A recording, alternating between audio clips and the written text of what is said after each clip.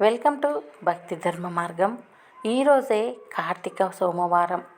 ఈ కార్తీక మాసంలో ఇదే చివరి సోమవారం. ఇవాళ సోమవారం కార్తీక మాసం, పైగా మాస శివరాత్రి. శివుడికి అత్యంత ప్రియమైన రోజు.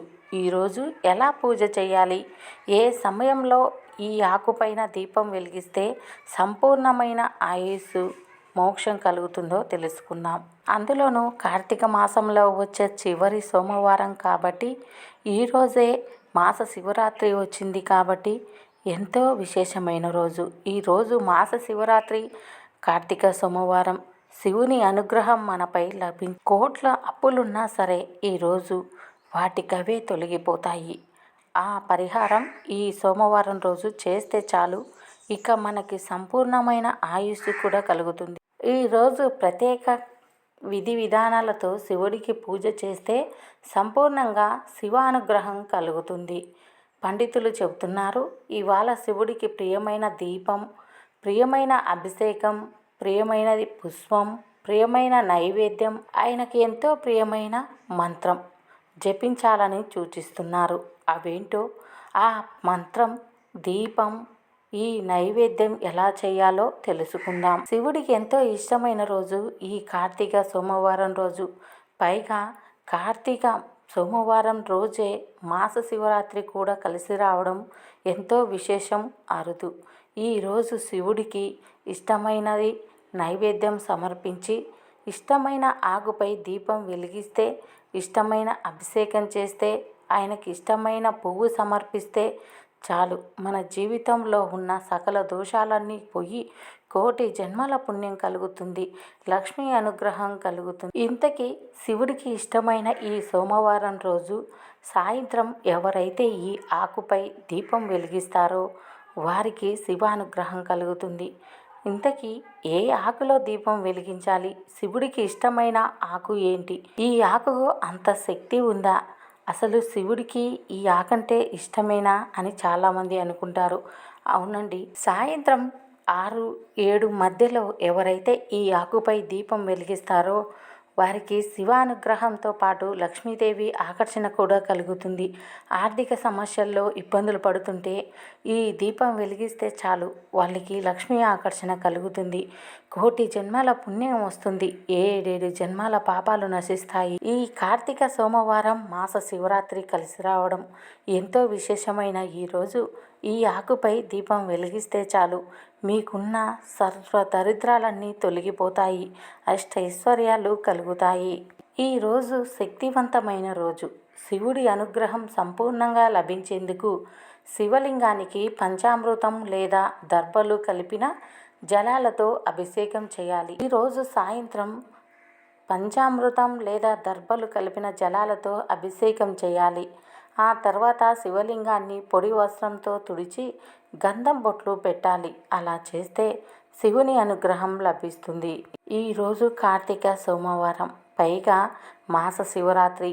ఈరోజు ఎంతో విశేషమైన రోజు. ఈరోజు ఎవరైతే స్వచ్ఛమైన గంగాజలంతో శివుడికి అభిషేకం చేస్తారో వారికి సర్వ పాపాలు తొలగిపోతాయి, కోటి జన్మల పుణ్యం లభిస్తుంది. స్కాంద పురాణంలో వైష్ణవ కాండంలో చెప్పిన ప్రకారం ఇవాళ పరమేశ్వరుని జిల్లెడు పూలతో పూజించాలి. వీటినే అర్కపుష్పం అంటారు. ఈ పూలంటే శివుడికి చాలా ఇష్టమట. అందుకే శివాలయంలో అర్కపుష్పం ఎవరైతే సాయంత్రం వేళలో సమర్పిస్తారో వారికి సర్వ పాపాలు తొలగిపోతాయి, శివుడి అనుగ్రహం లభిస్తుంది. అర్కపుష్పం అంటే చాలామందికి తెలియదు. జిల్లడి పువ్వునే అర్కపుష్పం అని పిలుస్తారు. ఈ మాస శివరాత్రి, పైగా కార్తీక సోమవారం చివరి సోమవారం. ఈ నైవేద్యం కోసం ఇవాళ శివుడు కొబ్బరి ముక్కలు, అరటి ముక్కలు, ఎండు ఖర్జూరం, ఎండు ద్రాక్షలు అలాంటివి పెట్టవచ్చు. లేదా నువ్వులు బెల్లంతో కూడిన ముద్దనైనా నైవేద్యంగా పెట్టాలి. నువ్వులు బెల్లం ముద్ద అంటే శివుడికి అత్యంత ఇష్టం. ఈరోజు స్వయంగా నైవేద్యం చేయలేని వారు చాలామంది ఉంటారు. అలాంటి వాళ్ళు ఈరోజు కొబ్బరి ముక్కలు, అరటి పండు ముక్కలు, ఎండు ద్రాక్ష, ఖర్జూరం ఇలాంటివి నైవేద్యంగా సమర్పించవచ్చు. అవి కూడా లేవండి సమయానికి అంటే నువ్వులు బెల్లం కలిపి ముద్ద చేసి అవిడైనా శివుని ముందు సమర్పించవచ్చు. ఇలాంటి నైవేద్యాలు సమర్పిస్తే శివుడు ఎంతో ప్రీతికరం చెందుతాడు. ఇవాళ సాయంత్రం పూజ చేసే సమయంలో ఓం నమో మృత్యుంజయాయ స్వాహ అనే మంత్రాన్ని 21 సారి జపించాలి. అలాగే గుడికి వెళ్ళి చండీ ప్రదక్షిణలు చేయవచ్చు. దీన్ని ధ్వజస్తంభం నుంచి చేస్తారు. ధ్వజస్తంభం నుంచే మొదలు చేస్తారు. ఎలా చేయాలో ఆలయ పూజారులు చెబుతారు. దీన్ని చేయటం ద్వారా 30,000 సార్లు శివాలయాన్ని సందర్శించిన భాగ్యం మీకు కలుగుతుందని పండితులు చెబుతున్నారు. ఇవాళ బ్రాహ్మణులకు విభూది పండ్లను దానం ఇవ్వాలి. మాస శివరాత్రి నాడు ఇలా చేయటం వల్ల శివానుగ్రహంతో పాటు పరిపూర్ణ ఆయుస్సు కలుగుతుంది. మోక్షం ప్రసాదిస్తాడు. మోక్షం లభిస్తుంది పండితులు చెబుతున్నారు. ఈరోజు అత్యంత విశేషమైన కార్తీక సోమవారం, చివరి సోమవారం, అందులోనూ మాస శివరాత్రి. ఈరోజు ఎంతో విశేషమైన రోజు. ఎవరైతే మృత్యుంజయ హోమాన్ని కానీ లేదా చండీ ప్రదక్షిణలు చేయవచ్చు. 21 సార్లు ఓం నమో మృత్యుంజయాయ స్వాహ అని జపించవచ్చు. ఈరోజు ఏ చిన్న పని చేసినా 1,000,000 రెట్లు పుణ్యఫలం లభిస్తుంది. శివాలయాన్ని సందర్శించినా చాలు శివుని అనుగ్రహం కలుగుతుంది. 7 జన్మల పాపాలు నశిస్తాయి. శివ అనుగ్రహంతో పాటు పరిపూర్ణ ఆయుస్సు కూడా కలుగుతుందని, మీకు మోక్షం లభిస్తుందని పండితులు చెబుతున్నారు. కార్తీక సోమవారం, పైగా చివరి సోమవారం, మాస శివరాత్రి ఎంతో విశేషమైన రోజు. అయితే ఈరోజు ఈ ఆకుపైన దీపం ఏ సమయంలో వెలిగించాలని చాలామంది ఆలోచన చేస్తూ ఉంటారు.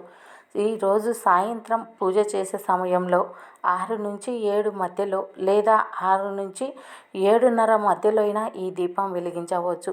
శివుని ముందు ఈ ఆకు పైన దీపం వెలిగిస్తే ఆ లక్ష్మీదేవి అనుగ్రహం కూడా మీకు లభిస్తుంది. ఎందుకంటే లక్ష్మీదేవి ఆ ఆకుపైన నివసిస్తూ ఉంటుంది.